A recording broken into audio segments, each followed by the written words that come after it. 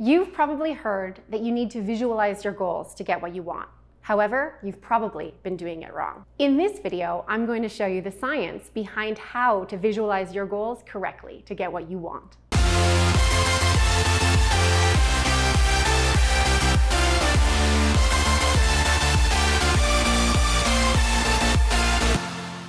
So today, we are talking about how to visualize your goals to get what you want. Many of you asked, how do I visualize my goals in order to achieve the things that I want to achieve? Well, you know that part of how to do that is to visualize. Today, I want to talk about that visualization, and I want to start with a congratulations. Congratulations on knowing that you do, in order to achieve your goals, need to visualize them. First things first. I'm a brain scientist, so I want to tell you a little bit about how the brain really works. What we're going to show you is an image of your brain. Now, this is a depiction. It's not neuroanatomically perfect, but what you can see here is that your brain is very largely visual. Of the 5 senses, your brain has about 1/4 of all of its neurons. Its neurons are about 100 billion deep. Of those, about 1/4 are dedicated to visual processing. Now, visual processing is part of the subconscious brain and a huge part of how the brain actually makes decisions. Whatever your first language is, whatever first language you think you speak, in actual fact, your first language was visual. Think about it. When you were born, you didn't actually speak any language at all, but over time, you could see. And so what happens is that what we notice is in fact visual cues, images, depictions. The visual world is in fact your first language. What this means is that you are constantly translating words into ideas, into images, and vice versa.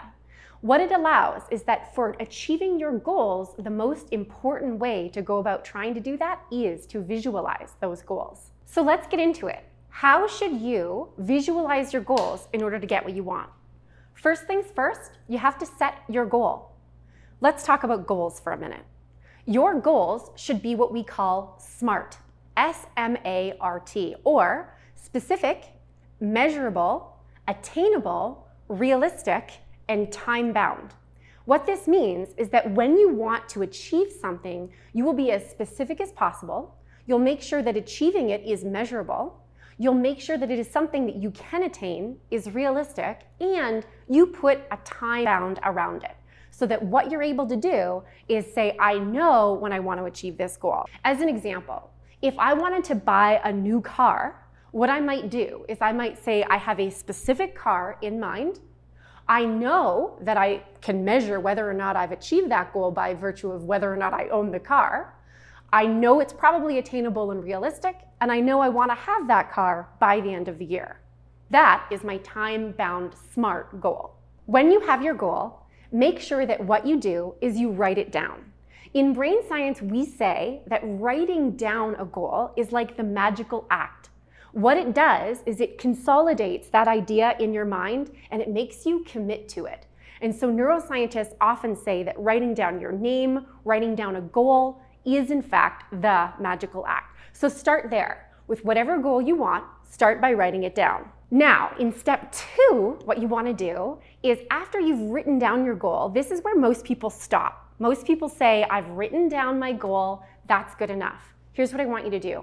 Now what you're going to do is you're going to use this huge part of your brain, 1/4 of all of your neural mass, to put together a vision of that goal. It's one thing to have written down that goal, but as we've learned, words are actually about our third language. So what I want you to do in step 2, after you've figured out what your goal is, you've written down what that goal is SMART, you are now going to put together a vision board of that goal. I want you to put down actual pictures. You can draw it if you like, you can cut it out of magazines, but the idea is that you would now have an actual vision board of the words that you wrote down. Once you have your vision board, what this allows is that it makes visualization a lot easier. Going back to my original example, if as an example I wanted to buy a new car, what I might do is cut out pictures from magazines of the car that I want. Now on my vision board, I might put me in that car in different contexts, different places, ways that I want to celebrate owning that car. so that when I go to step 3, which I'm going to get to, I have a complete vision of what me in that car means to me for my life and in my goal set. So you've set your goal, you've written down what that goal is, you've taken those words, you've made a vision board. Now you have to set aside time for visualization. This is step 3. This is the critical step that a lot of people do not take. They don't do this work in order to be able to realize their goals. Visualization is exactly as it sounds. It's the process of envisioning what it is that you want to achieve.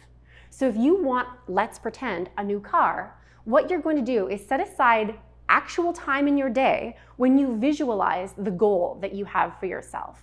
Now again, the reason that this is so magical to the brain is in the fact that for the brain, vision is a lot easier to consider than language.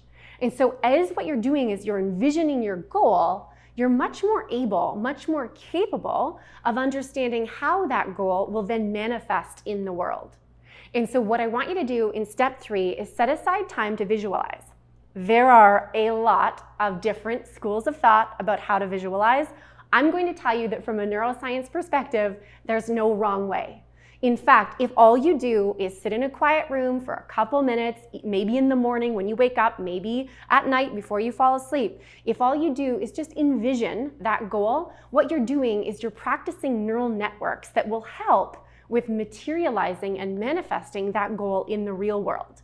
In order for our goals to come alive, to be realized in the world, we have to start with a really good, solid understanding of them in our brains.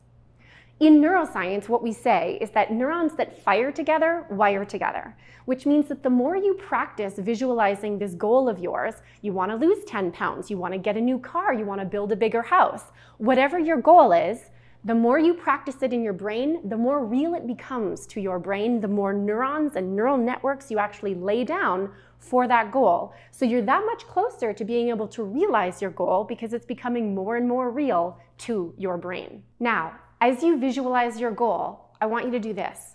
I want you to conceptualize not the thing that will happen, losing the 10 pounds, building the bigger house, getting the brand new car. I want you to visualize them as if they are true. And so that really brings us to step 4. In step 4, and this is the part that most people miss, we are going to use your emotional brain. If your subconscious, those 100 billion neurons, if your subconscious is 99.9% of your processing, your emotional brain is another huge portion of that. Let's use emotion to our advantage. What we're going to do is we're going to take your goal, the thing that you visualized, and we're going to attach emotion to it. It's not enough that we write it down. It's still not enough that we visualize it. Now what we need to do is we need to take how we feel about our goal and attach emotion to it so that when we go toward considering our goal, toward considering the thing we want to achieve, we feel how it's going to feel to have the new car, to build the new house, to lose the 10 pounds. So now, as what you're considering are the emotions associated with your goal, I'm going to take this one step further. Positive emotions are great. However, the brain doesn't act on positive emotions, things like happiness and joy, as much as it acts on negative emotions, things like fear or anger. Here's what I want you to do. I want you not to think about the positive emotions of achieving your goal, things like how elated you'd be to have the new house or how happy you will be to lose those 10 pounds. I want you to think about how unhappy you would be if you didn't achieve your goal. How will you feel if you didn't build that house? How will you feel if you don't lose those 10 pounds? What I want you to do is envision it with some negative emotion associated with it, because negative emotions, whether they don't feel as comfortable as we want them to, but what they do is they create action.